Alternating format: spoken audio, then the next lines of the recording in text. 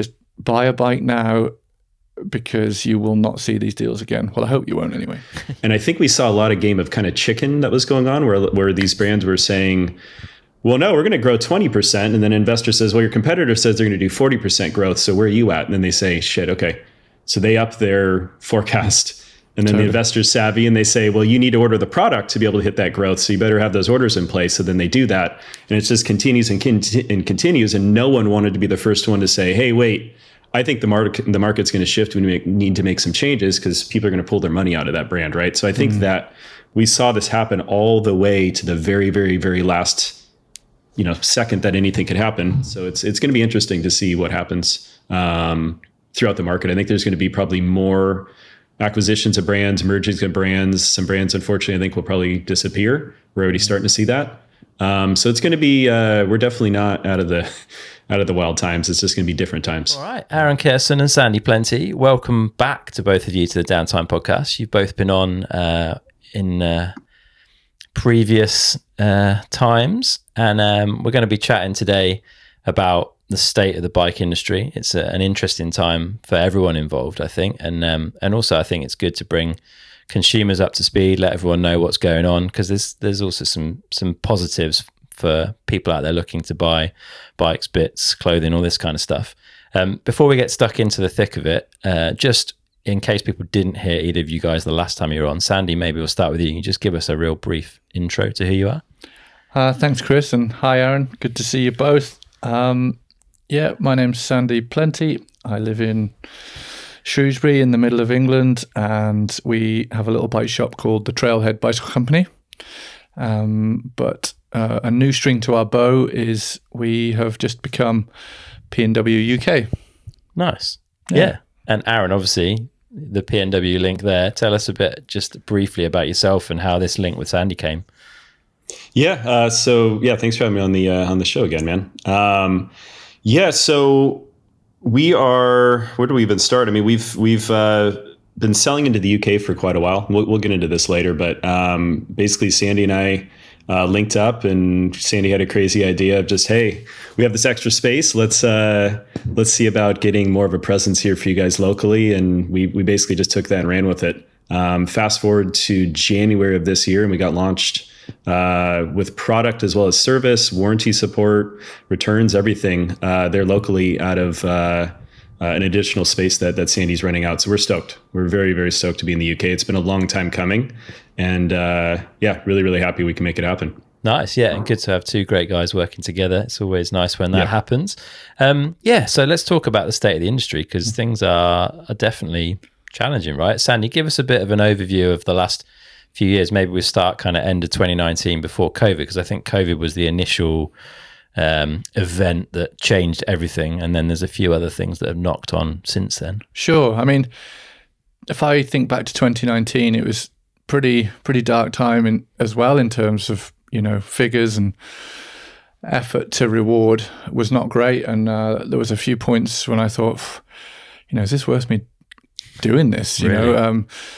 Obviously I love it and it is worth it, but just questioning a few things. We came into COVID. I don't need to tell you guys what happened then. The whole world just turned on its head, but we were allowed to stay open. I don't know about bike shops over in the US, Aaron, but we were deemed essential, which was good news. It's nice, isn't it? And we sold all our bikes. We ordered more. We sold those. We ordered more, and it had to come to an end, I guess. We were quite conservative in what we ordered, and I think other shops were, but we still got caught out.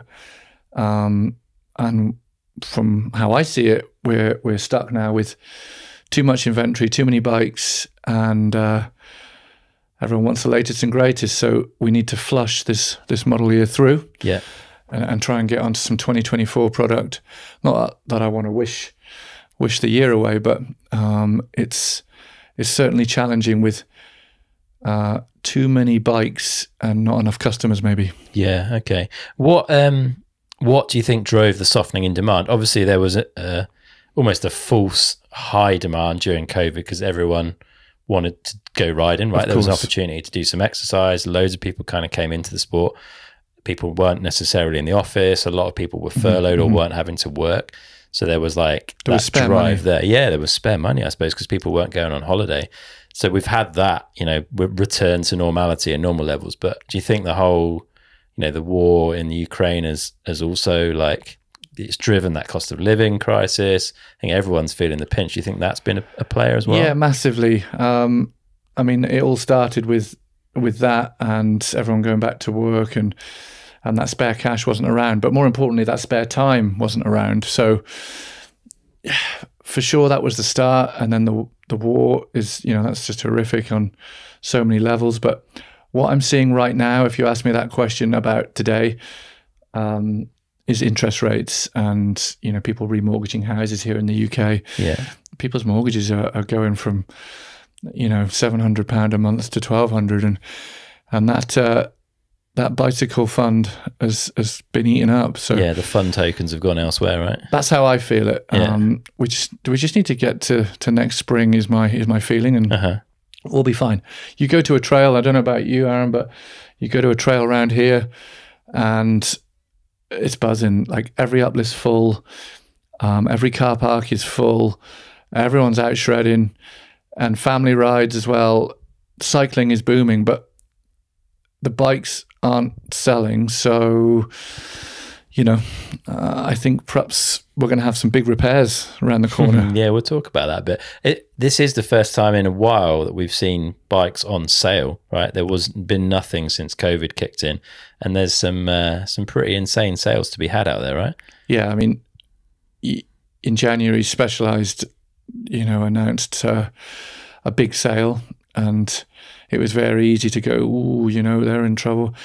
But they weren't in trouble. They were just ahead of the curve. They were just making a decision to try and clear inventory really soon on.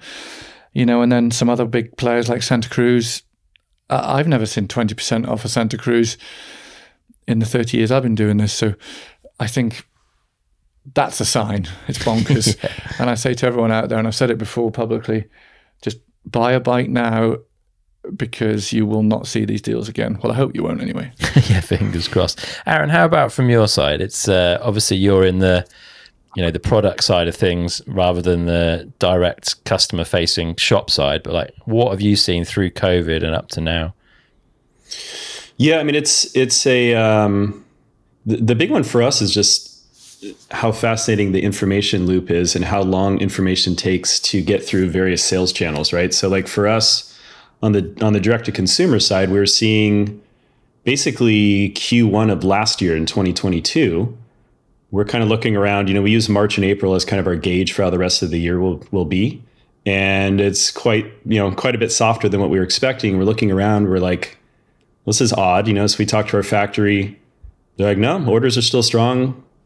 I don't know what to tell you. We then go to some retailers like, no, things are good. We're still ordering up product. And we're like, I don't know, man. So what we use is just as one of many kind of data points is, we just look at like Google Trends. If you go on Google Trends, you can look up search volume for certain keywords. And we're seeing like a decline, pretty major decline for things related to mountain bikes, dropper posts, bike components, whatever it may be. So we took that to mean, this party has to end at some point. And we took a risk and just started canceling orders really aggressively and just trying to move product around that time. So basically April of last year is when we started. We then had orders we couldn't cancel. Same story as everyone else. We got stuck with a ton of inventory, basically like August, September, October of last year. And as Sandy was saying, we got ahead of it with a big sale in October last year of just like, we got to get this shit out of here. Like we have to move product. We have to get our cash back to go through the winter, right? And I think that was quite eye-opening because I think a lot of brands are going through that process right now. So like for us, we've been out of stock of some of our top sellers for 2 months. We just got restocked yesterday on our Loam dropper post, which is our top selling product. And, that sucked, being peak summer and not having that product, that was a bummer. But I think that's the opposite. So we're seeing like a bullwhip effect where like we cut a ton of orders to reduce our inventory, and now we have too little. It's finally getting replenished now. We'll be good moving forward. But I think based on like where you're getting your information, how quick it is, a lot of brands weren't able to react that quickly, especially with bikes, because the lead times are so freaking long. mean, it can be 24 months to get a bike through production, right? And so if you're canceling orders, it's going to take 2 years, 18 months, 12 months, whatever it is, to actually cut those orders back, and you're stuck with whatever's coming in that meantime. And I think that that's what we're seeing a lot of right now. And we're seeing it again on the component side. I think there's kind of a, whoops, sorry, real quick. There's basically sorry about that. There's, I think an interesting thing going on where we're seeing like almost a second or third wave of excess inventory coming in, because let's say you're a component brand that sells OEM. You've had a bunch of orders cut. You're now stuck with all of this excess inventory. And I think a lot of it is getting leaked out through basically a gray market where like the bike assembler. So let's say you're a bike brand. You probably aren't making that bike yourself, like actually assembling it. You're probably going through a manufacturer who's putting all the parts onto the frames. They are the ones that are actually buying all of that product. It's not you as the bike brand. They're fronting that cost to you. They're going to be buying the components, whatever. If you're then cutting orders, they're stuck with all that product, and they're going to be like, screw you, I'm getting rid of this stuff. I got to get rid of it somehow. And then that creates a gray market where product ends up in online retailers that are buying this stuff for dirt cheap. They're then selling it for below, in the US, we have MAP, minimum advertised price. They're selling it for healthy margins at a massive discount. And I think that's what we're seeing now. If you Google things like Dropper Seat Post, there are some incredible brands, great products that are being sold for like 50% off. That's insane. Really insane. We've never seen that. Like Sandy was saying, like seeing a brand like Specialized or Santa Cruz discount bikes, like that never happens. We're seeing the same things with some really premium brands. So I think that's what we're seeing. And that's just going to take a long time to flush all that through, because you have basically the product that was slotted for retail, and then you have this additional OEM product that's now just sort of out there being sold as aftermarket product that wasn't intended for that. So it's almost like double supply. So it's a crazy time. I think all of us are just kind of looking around of just like, how did we all get this so wrong? You know, like not just in cycling, but everywhere. When you look at brands like even like Walmart or Target, like they have economists on staff, you know, like, and they still overbought. So it's really, I mean, it's a scenario that none of us have been through, right? Because it had a lot of macro factors that we just, I don't think, well, clearly we didn't know how to forecast that properly and what the impact is going to be. I guess COVID disrupted the supply chain so much as well that the lead times kind of went crazy, right? Some stuff that would normally be on 90 days was on 200 or 300 days. So actually something that would normally, you'd need to be able to forecast a 90-day period, you now need to be able to forecast a year, year and a half, 2 years. And people didn't have the tools necessarily, I guess, to create those forecasts to be accurate. There's a lot of things that have gone on that have kind of, it's made it like the worst possible scenario. Yeah, and I also think, I know Aaron just touched on it there, that we were cancelling bikes as minimum as we could. So say, I don't know, a brand said to me, oh, we have got 10 bikes, we want to ship them. I didn't just cancel 10. I'd say, okay, we'll take 2 because we like you, but we can't have 8. And I think they're probably further up the chain, but they wanted to cancel from their vendors. And I think some of the factories, because of the reasons that Aaron explained, were like, no way, Jose, you are not cancelling those bikes, or you're not cancelling that inventory. You're having it, or you can find yourself a new factory. Right. And I think, I'm not saying that happened in every case, but certainly I know it did in some. And the people with their own factories, the brands with their own factories, were probably in a good position because they could determine what they made, when they made it, and how much they flooded or didn't flood the market. Yeah, having control of your own supply chain, I guess, Aaron, becomes even more important in these instances. It does, yeah, and that, that makes it challenging for a brand our size. Is like we're 100% reliant on contract manufacturers. The stuff that we saw really get tricky is with when something would be subbed out, right? So like if we're using a factory that's an assembler and they're doing maybe machining in-house, assembly in-house, some other stuff, but maybe they're subbing out anodizing or they're subbing out forging, that stuff we couldn't cancel. Like that was this like non-negotiable, just like, no, you can't cancel that. Sorry, that's not our product. We're paying another vendor for that. And sorry, you just can't do it. So that was eye-opening because, none of us had been through that. We've had like times where we shuffle quantities around between similar products, but it's never been a scenario where it's like, sorry, we can't take that at all. Like we don't need it at all. And it has to be canceled. So that was eye-opening. It also was a shuffle of like what stage the pandemic, or sorry, the delays were hitting. So like first it was assembly because there's a lack of labor to keep up with the amount of demand that there was. And then it was the sub-suppliers. So first it was forging, then it was anodizers, and it was, you know, whatever it may be. Heat treatment was a big one. It was just like, what do you mean you can't get this heat treated? Like, what are you talking about? But that's where things got. So it just was every month something different was what was causing the delay. That was fascinating to see. I think one thing too that was, you know, talking about like what caused this, I think we see a lot of, if you're looking at like larger brands, not just in cycling, but just in consumer products in general, you know, especially ones that are publicly traded, there's an expectation that their job is to create investor returns, and investors are going to go to the brands that are going to promise the higher growth in the future. I mean, that's what you're not betting on what's happening today, you're betting on what's happening in the future. And I think we saw a lot of game of kind of chicken that was going on where these brands were saying, well, no, we're going to grow 20%. And then an investor says, well, your competitor says they're going to do 40% growth. So where are you at? And then they say, shit, okay. So they up their forecast. And then the investor's savvy and they say, well, you need to order the product to be able to hit that growth. So you better have those orders in place. So then they do that. And it just continues and continues. And no one wanted to be the first one to say, hey, wait, I think the market's going to shift. We need to make some changes because people are going to pull their money out of that brand, right? So I think that we saw this happen all the way to the very, very, very last second that anything could happen. And as a result, there's a lot of excess product. And I think a lot of us are looking around at these bigger brands and seeing what they're doing. And sure enough, in this instance, I don't think that was a good idea. Yeah, well, and I guess COVID brought in a lot of investors.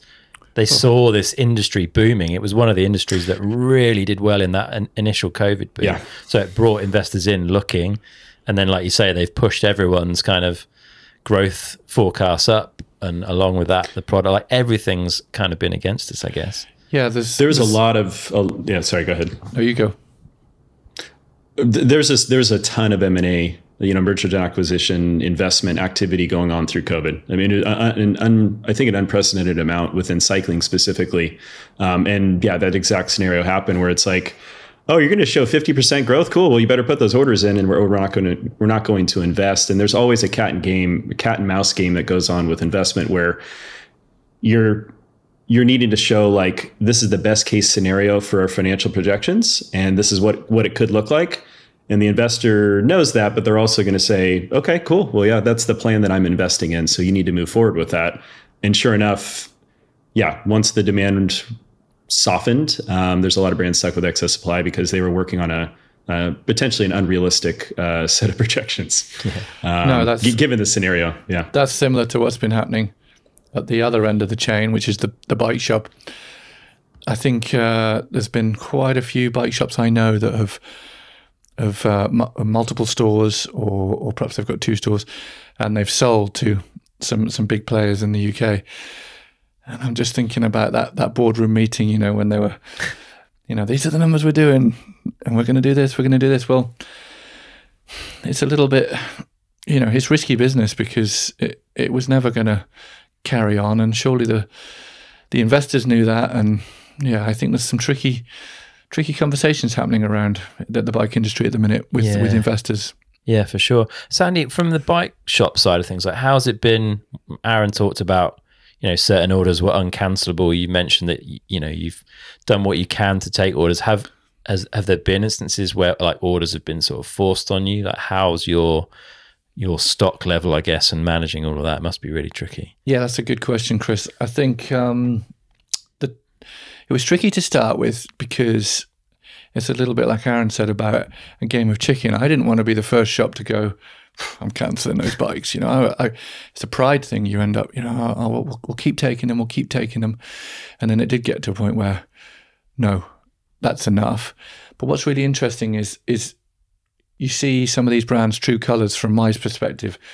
Now we're going into 2024 and 2025 pre-book ordering. Yeah.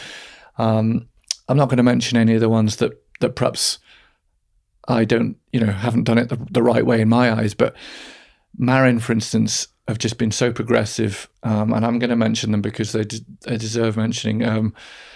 They're like, order some bikes, just give us give us a bit of a floor plan of what you'd like. We'll keep the stock. Let's go back to how it was in 2019, where you have a few bikes and we're the warehouse, as in the brand. But that's how it should be. I think with COVID times, and I think if anyone who is a bike shop owner or works in a bike shop will hopefully agree with me on this, is the bike shop suddenly became the warehouse. Right. I'm not talking about the great thing we got going on with P&W. I'm talking about bike brands. So we'd normally typically for a main brand keep 20, 30 bikes in stock. They should have the 1,000 bikes, and we order them when we need them. Yeah. That's how it used to work when I worked in a bike shop many years ago. Yeah. And it worked because we're not set up to be a distributor in terms of warehouse space. Yeah. So that's been a challenge. But again, a lot of our key brands have been really, really cool, and they've just take what you need and we'll stock the rest. Yeah. You have struggled for space though, right? You've taken on a bit of extra space in order to keep hold of all the bikes and bits that you have taken, yeah? Sure. I mean, we struggled for space from the day we opened. True, yeah. It's like the TARDIS, but that was my choice as well. But you're right. We had to take an extra lockup just for bikes. Yeah. And that's not just another monthly rent for bikes. You've then got to make sure that space is secure and insure it. Yeah. And make sure it's close enough to your business that, such and such comes in, they want that bike in a 18-inch. You're not saying, oh, just give me half an hour, I'll just drive. I'll drive and get it. So space has become a bit of a premium. Yeah. Yeah. And that makes things challenging financially, right? But in all of this, e-bikes have been a little bit of a savior. Is that fair to say? Like, e-bike demand seems to be super strong above everything else right now. Well, this is a really good question. And I think it's a double-edged sword. So yes, you could say the e-bike has saved our turnover, and we're selling lots of e-bikes, not just to the weekend warriors and people, leisure riders, to the more hardcore riders. But it feels just like when we went from 26-inch to 27.5 in 2012, 2013. Right. Great, we've got a new interest. People are buying bikes, but you've still got so much. If you saw how many acoustic bikes I have in stock, awesome bikes from awesome brands that I would love to ride, but they're not selling. Right. And that's not because the bikes aren't good. It's because we are seeing more people wanting e-bikes. So yes, it's good, but there's a little bit more stock left over. Yeah. Because of it. So it's not necessarily new customers that are coming to the sport buying e-bikes. Maybe some of it is, but a lot of it is existing mountain bikers that want an e-bike. So they're buying that rather than a new normal bike. It is now. So I'd say the first wave, which was 2019 and 2020, was new customers, like you said. And then now we're seeing those men and women buying their second or third e-bike, but now we're seeing what I call the hardcore, they probably used to call themselves purists, but now they're buying e-bikes as well. I'll get shot down for that, but do you know what? I think they're great. I love e-bikes, but I just don't want everyone to forget the great pedal bikes we have. How good a regular bike is. Yeah, exactly. Yeah, definitely. Aaron, I don't know what your thoughts are on this, but it feels a little bit to me like the technical progress within the bike has probably been, it seems much faster, and this makes sense as to why on the e-bike side of things, and the regular bike technology, I wouldn't say it's stalled, but like we went through, wheel size changes. We went through really huge improvements in suspension. We went through huge improvements in geometry. Geometry's a big one. Yeah, massive improvements. And if you had a bike that was 3, 4, 5 years old, it was hard to ignore the fact that buying a new bike was going to be a lot better. It feels like that's not so much the case in the current like market that we live in, Aaron. I don't know what your thoughts are. Yeah, I mean, my personal opinions, I think, like, I remember working in shops, I would buy a new bike every model year, right? Like every model year that was what you do. You buy it at, you get the industry price, you sell it for that same price, and then you just keep just flipping that same initial amount of cash, and you get the new thing. And it was noticeably better because of advancements in suspension, like all the things you guys mentioned. But yeah, I feel like things are pretty incremental at this point. There's little changes, but like I just sold it recently, but I had a Pivot Firebird for almost 4 years, which that's the longest I've ever had a bike, which is, I know, kind of snooty to say, but I work in the industry, like you have access to bikes. And as a product developer too, like that was my job, was testing bikes constantly. But I didn't have any reason to sell it. It had, the Fox factory stuff on it. It was great. It had XDR drivetrain. It was awesome. I had no complaints. Industry 9 wheels. I mean, the thing was bomb proof. So I kept riding it, but I guess all that to say, I haven't seen any major advancements that are like getting me super motivated to buy the newest thing every year, except on the e-bike side, things are moving so fast. And on the component side for us, right? Like we've had requests of like, oh, you should make e-bike specific components. And we look at a bike, we're like, it's kind of a bike, like unless we're doing systems integration stuff, right? Like, and there is opportunity for that, but like there was a need for like really strong wheels that were like e-bike ready because the bikes were so freaking heavy, but now they're not. They're almost the same as a normal bike, depending on spec level. So now they're really just, those needs have gone out the window, and it's just a bike with a motor essentially. So it's really interesting seeing that. I mean, to me, that's exciting to watch. I would say adoption of e-bikes here in the Seattle area, I think, was really slow compared to other areas. You go down to the Bay Area in California, it's just e-bikes all day long. And it's been that way for a long time. Up here, there was a lot of resistance and kind of animosity towards them. Now that's changed, I think, just in the last like 2 years. But if you think about that, that's pretty recent. Mm-hmm. I think that e-bikes have been like a common concept, especially in Europe, obviously, for a long time. But here it's been a lot slower, just regionally.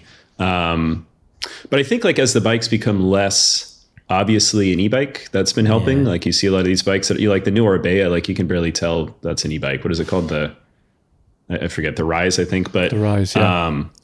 There's some really sleek designs going on, and I think that helps kind of reduce that initial reaction of like, oh, this, because you hear a lot of stuff like, oh, it's a motorcycle. It's like, no, it's not. It's a stigma. It's definitely not. Yeah, it's a weird stigma. So anyway, all that to say, yeah, I think overall development has slowed for sure within cycling. I think, it happened in road bikes first. There's just not much more you could do. Like you can't make the bikes lighter because of the UCI regulations. What else are you going to do? Like a little bit of aero. That's been figured out. Road bikes have kind of stalled, and then mountain bikes were next. So yeah. For sure. Sandy, have you seen an uptick in servicing as a result of people like hanging on to their bikes for longer? Are you getting more big services through the workshop? Yeah, definitely. So when COVID hit, there was hardly any service work, partly because how we and other shops were running the business. We didn't want too many people in.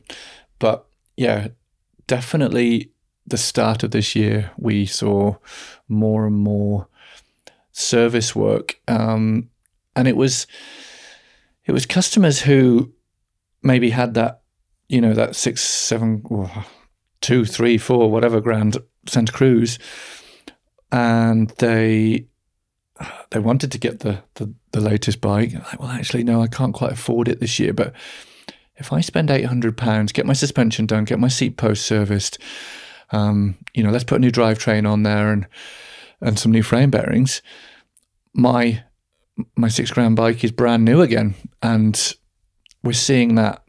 And the saving grace there is, I think, that the brands who make their frames and the components who make great components like P&W, lots of other brands out there, but if you do it right from day one, the components will last, the bikes will last, and you've got something worth having a good service on, and we've really noticed that. Like we did a service the other day, and it was over £1,000, and I think every £200 increment we kept ringing the guy because it was getting embarrassing. I was like, really sorry, but but we weren't forcing it on him, and we were just keeping him in the loop. Yep. Let's get it right. So, yes, the answer is more servicing for sure. Yeah, and I guess, Aaron, that helps a brand like yourselves, right? If people are upgrading their current bike rather than going out and buying something completely new, then that plays into things like dropper posts and dropper post levers and bits and pieces like that, pedals, grips, bars, stuff that P&W do. Have you Have you seen sort of relatively strong sales, maybe compared to where some other brands might have been struggling at like a full bike level?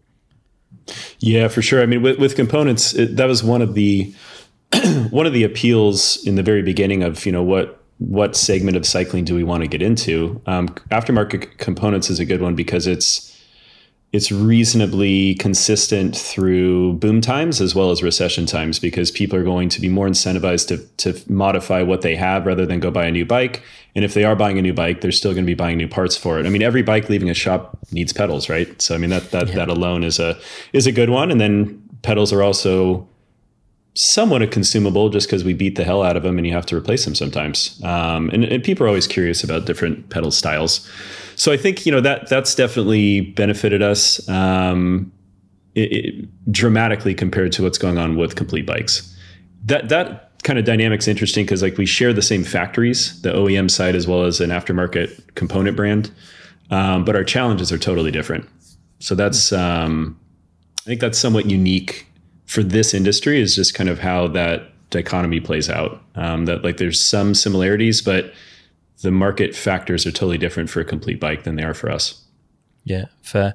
What about the secondhand market, Sandy? Because I guess you have an awareness of that through the bike shop and that side of things, and customers probably asking you, "Oh, what's it worth? Should I sell it?" Like, how's the secondhand market doing? Because if new bikes are struggling to move, I guess secondhand are too. Well, exactly. If you move the 2-3 premium brands in the world and they do 20% off sale, that means that bike 2 years old secondhand is worth 20% less as well. And a good example of that is Corinna, who works with me at the shop. She rides a Juliana and this thing's like absolutely pimped out. She couldn't sell it for, it was less, she sold it for less than the price of a frame new, and it was ridiculous. And that's when we really noticed like that, you know, poor Corinna had to go through that, but we all watched and it's like, that bike's worth so much more. That's crazy, and then even when she went to sell it, the dude in the car park's trying to get more money off. And I'm just like, you know, I think what I'm going to say is just hold on to your bike a little bit longer, make it last a bit longer. I should be actually saying, come buy the new bikes. But I think if I'm staying true to my moral compass, you know, let's get that bike serviced and make it last another year until interest rates have sorted themselves out and we can all buy the new bling again. Yeah, that would be nice. Do you think, Aaron, like technology launches are being held back? Are brands trying to not put too much new stock into the market? And are we seeing launches delayed? Do you have any insight on that side of things? Yeah, that's for sure happening. I'm not going to go into specifics there, but yeah, there's brands definitely holding stuff back. I mean, you just got it. There's the rumor mill, and we've seen some examples of things that have come out that have been done for like a year plus, which never happens. It's usually a rush of like, oh God, this thing's barely baked, but we're going to launch it anyway. And we were seeing the opposite of that now. And then you also have to kind of scratch your head and say, you know, there's a lot of really talented, smart product designers and engineers locked up in their houses for years. I guarantee there's some really cool stuff that's been designed through the pandemic that they just is just waiting to come out. That's my personal thought. So we'll see what's coming, but I do know for sure that's definitely happening. That's exciting. Across the board. Yeah, it is exciting. I think so. I mean, think about it, right? Like the distractions of travel and trade shows and dealer events and all of these things were paused for years. And I think that put a lot of focus time onto coming up with cool new stuff. And we've seen a bit of it. We've heard of things happening at factories that's pretty innovative and cool. But yeah, I think we'll see more stuff coming over the next year, 18 months, something like that. Yeah, it's a tricky one, I guess. Like I'm trying to think of big launches that we've seen recently, and the biggest is probably the transmission drivetrain from SRAM, which is, you know, it's a really interesting technology. Obviously, loads of proud engineers that have been working on that. But by launching it, it kind of devalues all kind of existing AXS stock. It means people want a UDH hanger on any new bike they're going to go and buy. Like, it's super tricky, I guess, hey? Like trying to get this balance between when to launch stuff, keeping technology progression going, but not like, you know, cutting the the bottom out of stuff that's sat on shelves in shops or in warehouses ready to go. I think you're right there. I think also, without going into too much, I think that's perhaps one that came out of the oven a long time ago, and wasn't put in the public eye as quick as it could have been. The UDH hanger, I think is a good thing. As a shopkeeper who, I have bet you, I've got £1,000 worth of Mac hangers in that shop. And I might as well just throw £500 worth of them in the bin. No one's ever going to come in for a 2014 Orange 5 hanger. Or maybe they will. You never know. Anyone out there, drop me an email. But that's it. You've got it in the past. You've got to stock them, right? Sorry, go on, Aaron. So just derailleur hangers, that's always a nightmare as a bike brand. Like at Marin, it was an absolute nightmare keeping track of that, because you had to create these small batches of these really old derailleur hangers because there's no other way to service customers with older bikes. And so you're doing, then each factory has a minimum order quantity you have to hit. So you're like, wait, I have to buy 1,000 of this thing. I just need one. They're like, sorry, that's what it is. And then there's like, 40 different variations of derailleur hangers you have to inventory on the customer service side. It's insane. It's really insane. So yeah, I think the universal thing is long overdue. So yeah, happy about that. Yeah, positive move for sure. So what's it going to take, Aaron, then to start resolving this issue that we have? Too much stock, not enough demand, people holding back on launches. Like, how do we get from here back to something that's more normal and a bit more comfortable for everyone within the bike industry? Yeah, I mean, it seems really all that's working right now is brands are discounting and blowing product out, making deals with larger retailers, online retailers, to just like kind of like what Sandy was saying is, you're making deals with the devil. You're basically shifting the product from sitting in one warehouse into another warehouse, and obviously ownership has changed. But I think that a lot of those retailers are like, hey, whatever, I'm able to get this for pennies on the dollar. This will sell eventually, and that's worth it to me. So I think there's going to be a lot more of that, and it's just going to continue to happen. But I am very, very confident that we're going to see this bullwhip effect where there's going to be a period of out of stock again, and then a rush to try and order a bunch of product again, just because I can only assume there's been overreactions of canceling of orders. And then we're going to be blowing all this product out. And the next thing you know, I think there's going to be lead time issues again for a period of time. It's kind of like what they call it, the dead cat, where it like falls and it bounces. There's going to be kind of this reduction of inventory and then a little spike again of needing that product. So I don't know. Outside of that, I don't know that anyone's really figured out the answer to that. I do think it's going to take, unfortunately, probably another 18 months until we're out of this. I think it's going to be a brutal winter and a rough spring. And the big thing for any company, regardless of what industry it is it's all about cash. And the brands that were acquired potentially have a leg up on us smaller independents because they have investors that potentially have money, that have a vested interest that brand succeeds and survives. So if they really get in a tough spot, more likely to get bailed out than, these smaller brands where we're, having to move product and really preserve cash as best we can so that we're not having to pay insane interest rates to finance money to buy product or fund our operations. So it's going to be interesting to see what happens throughout the market. I think there's going to be probably more acquisitions of brands, mergings of brands. Some brands, unfortunately, I think will probably disappear. We're already starting to see that. So it's going to be, we're definitely not out of the wild times. It's just going to be different times. Yeah. Do you think there are spots in the chain, Aaron, that are like more at risk than others? Or do you think it just varies depending on like cash position and how much inventory you've got sat on the shelves? Man, this is probably obvious, but I think the higher price point items are really tough because that's a higher holding cost for a retailer to bring on, right? Like if you're making, I'm just using a random example, suspension, those are really expensive. And a retailer's probably looking at, Sandy, correct me if I'm wrong, but it's like, I could buy one fork or I could buy like 10 of something else that's probably going to move much faster at a higher margin. You're probably going to go put your money on that. Also things that are large and just kind of clunky. Wheels are an example. I think that we've always stayed away from wheels just because the holding cost and the shipping cost is really high. They're big boxes. You have to pay for storage, right? Like that's a lot of Yeah.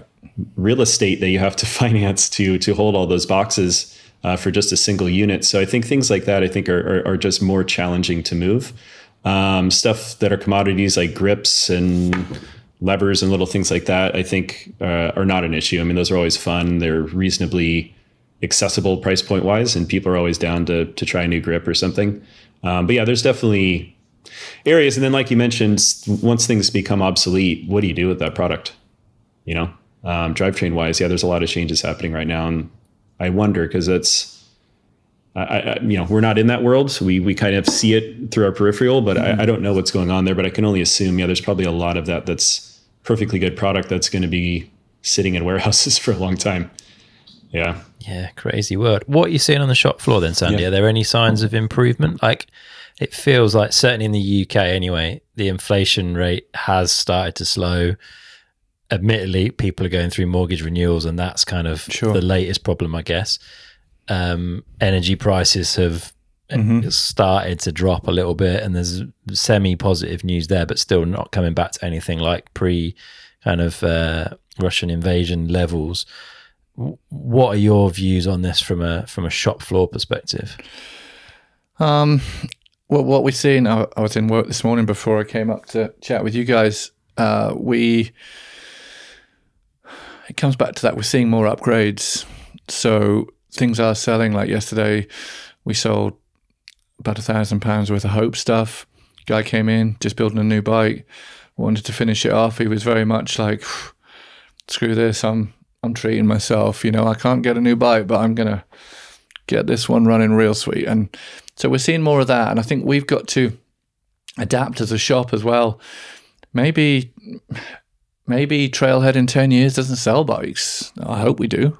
I really do. I love selling bikes. But, you know, I think you've just got to adapt and look at what the market is and what people are willing to spend and what they're willing to spend it on. So at the minute, we're seeing a really healthy spend on components. Yeah. You know, whether that be new rear shock or a new dropper. Dropper's a big one.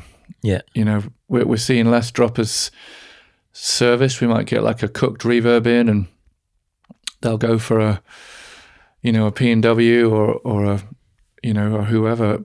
But we're seeing more upgrades on the shop floor for sure. Yeah. Yeah. And that's positive. Yeah, it's good. More upgrades than you have in the last sort of 6-month period, maybe. That's an increasing trend. Yeah. More money getting spent. And I think even, you know, COVID times was just new bikes. Yeah. 2017, 18, 19 was still new bikes, but not as many. Yeah.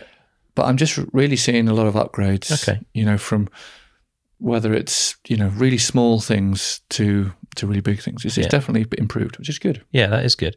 Aaron, what kind of drives your 18-month thought, like a year and a half to kind of come out the other side of this? What's informing that viewpoint from your side?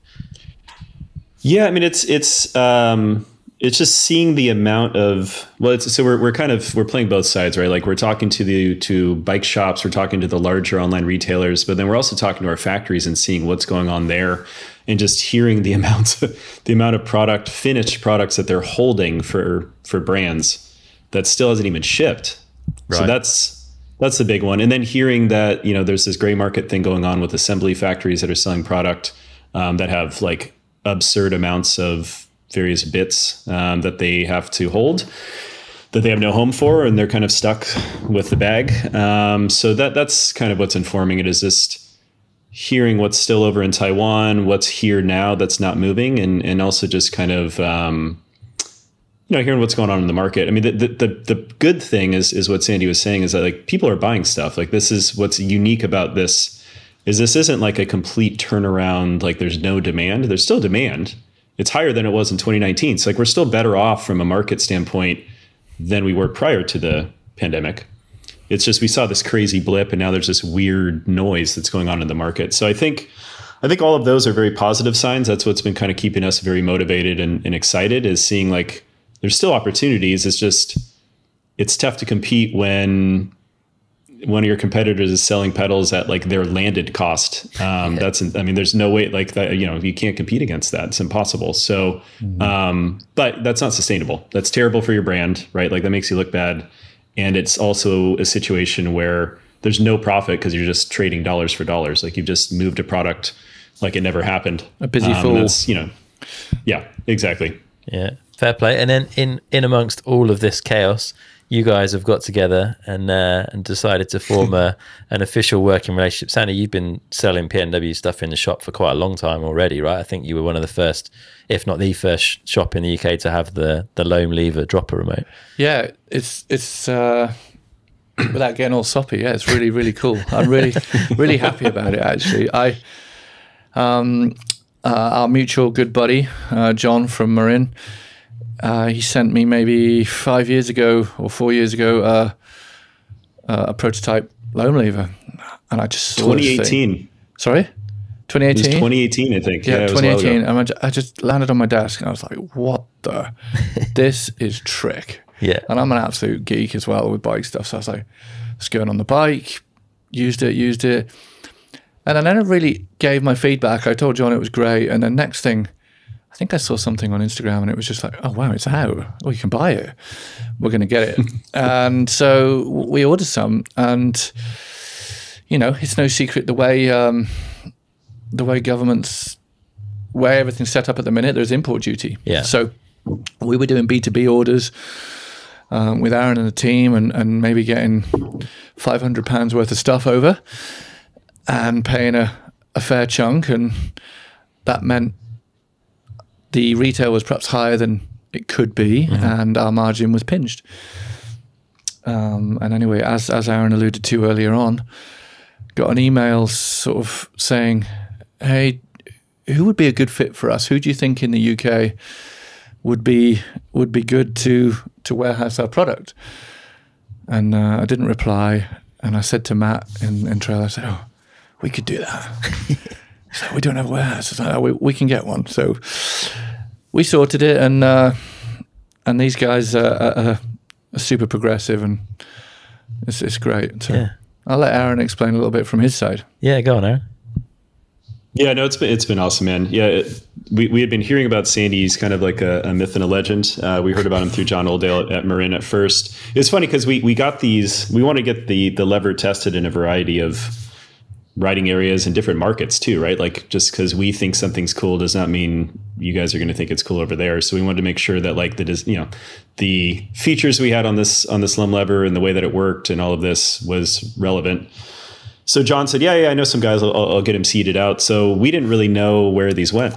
And then fast forward, we were talking to Sandy. He's like, yeah, I was one of your guys' original testers. It was this crazy kind of connecting the dots over the years. But yeah, I mean, for us, the UK has always been a great market for us, and it's amazing what folks have been willing to do to get our products. Like they've been paying kind of exorbitant shipping prices plus duties to get the product there, which we felt horrible about. We went through a program where we're actually splitting the duty just to kind of invest in the market and just at least do what we could without losing money. But we got to a point where we see just the UK as a whole as a really meaningful market for us. I think that there's a lot of parallels with both of our shit weather. We're designing product here in Seattle and the Pacific Northwest region. I think there's definitely a lot of parallels there of just really nasty, cold, wet days where you're riding on routes. I think that's pretty familiar for you guys as well. Obviously, there's not really a language barrier. I think the way that we talk about product and we try to keep things pretty light and like, lighthearted and fun. I think that translates really well. We don't do a lot of focus on racing, which obviously a huge race scene there, but I think that has also helped us kind of focus on the more like just trail riding, getting out with your buddies and having fun out on the trails, even if the weather sucks. Like that's definitely parallels. So yep. It's gone well. So we needed to get the product there locally. And for us, customer service is our number one thing. Like I was not comfortable doing anything where but basically like, if we couldn't provide the same level of service as we do here, I'm not willing to do it. And that's what's held us back is like, that was the missing piece. You can get product there very easily. There's tons of warehouses. You can use Amazon, whatever. but then we can't take care of people. And that's totally not good. That's unacceptable for me. So that's where working with Sandy, who we knew, we trusted, we know their reputation, we know the shop's reputation there. That was the piece that really made us feel comfortable and knew that, Trailhead was going to do everything they could to make sure customers are taken care of. We're going to pay for it, obviously, but like we want to make sure that the initial contact when someone's writing in and saying, hey, this isn't working right, or hey, I want to exchange this size, it's done quick and the person really feels like we actually give a shit, which is how we want to run things. So that was good, and they've been doing that. So we've been hearing great things, and I think our teams mesh well, and it's been awesome. I'm really happy about it. Yeah, and benefits for the customer, I guess, Sandy. Not only is the product available, it's available quickly at the best price, and if there's issues, then they get looked after. So kind of a win-win for everyone, I guess. Most definitely. And just to... It's, you still order stuff from P&W's website, and no one really knows about Trailhead, and that's cool. We like just being in the background and trying to back up Aaron and P&W's integrity. That's our job, is to do what we say we're going to do, and that's kind of cool, really. We ship all these boxes out, and no one knows they're coming from us, and I really like that. It's kind of, it really sits well with me that our little bike shop is doing good work with these guys. So yeah, it's cool. Nice, good stuff. And Aaron, you've expanded the range at P&W quite a bit since the last time we spoke. Can you talk a bit about some of the bits and pieces you've added? I think there's apparel, pedals, grips, a tool. There's all sorts going on. Is that great? Is that a grey hair I can see? Yeah, there's quite a few over here. Yeah, it's funny. I was getting my hair cut and I'm just looking down at the apron. I'm like, holy shit, it's all grays. They didn't used to be, but these new products have fast-tracked him. I know the feeling. Yeah, it's I think since last time we spoke, and we've launched, I believe, around 20 products since then. So that was a really, quite honestly, too much. Like that was an unsustainable pace. We had so much demand that it was smothering us in a way, but we had cash and we wanted to reinvest it in growth. Like we weren't pocketing the money. We put it right back into expansion, which was a wild time. We launched a lot of products and got into a lot of new categories. So the apparel side of things, we made some beautiful custom designed jackets, jerseys, shorts, and a hip pack. I think our big learning there is we expanded way too quick. Like classic scenario of like there's an opportunity and we went too big there. So we're not doing apparel anymore other than like fun, like sweatshirts, shirts, hats, things like that. Yeah. But that was a crazy learning. Actually, speaking of that, apparel is really expensive to support. There's not just the product cost. There's then the merchandising expenses that go around that to market this stuff, get the studio shots of it, working with models that know how to look good in photos and don't look awkward like me when you're standing there in something like that. Really goes a long way, and you have to do it constantly. You have to align with the right athletes that are expensive, because apparel is a really competitive game. And then speaking of that, you're going head to head with some of the largest, most funded brands out there, and trying to compete with advertising dollars against them and all that stuff. It's a crazy world. So that was eye-opening for us. We're out. But the component side has been great. Yeah, we got into pedals. We have alloy and composite pedals. We expanded quite a bit across the board. We launched some new revisions of things, new droppers, new lum levers, grips, all the things. So it's been fun. Basically what we wanted. Yeah, the Pebble tool as well, with awesome little multi-tool. It's fun. We just wanted to create something really small that you could bring with you on the trail and not really notice it in your pocket. But it's still, you can fix a flat with it. It's got a Dyna plug on there. That's a smart addition. I like that. Yeah. We just wanted to create products that really merchandise well together, color matching them, making sure they're fun and desirable, and also had like a design theory behind them. So it wasn't just a product, like there actually was a reason why we made it. So it was fun. I mean, it was a crazy time, but I'm glad we did it. It's allowed us to really branch out and expand our wings quite a bit. Nice. So what does the future hold for P&W then? Are you slowing down, taking a little breather on the development side, or are you still pressing on? No, we have some cool products coming, just less of them, just kind of higher development involvement, I guess you could say. So this is stuff where we're developing our own technologies, working with new factories, new materials. We'll have some stuff coming over the next year. That'll be pretty exciting. So I'm stoked for it. They're bigger risks for us, but it's what you have to do. It's a constant kind of balancing of risk and reward. We've slowed down the number of launches, but yeah, like I said, there'll be kind of bigger impact stuff. So I'm stoked. I'm excited. And like I said, I mean, there's a lot of really positive indicators in the industry. And I think by that time, when we're launching this stuff too, people will be hungry for new product and new stuff. So again, I think it'll be a good time. Sounds good, man. Exciting stuff to come. What about you, Sandy? Plans for the future? Keep treading water and no, I think, just try and keep my head above. No, it's good. I think the plans are just to be able to,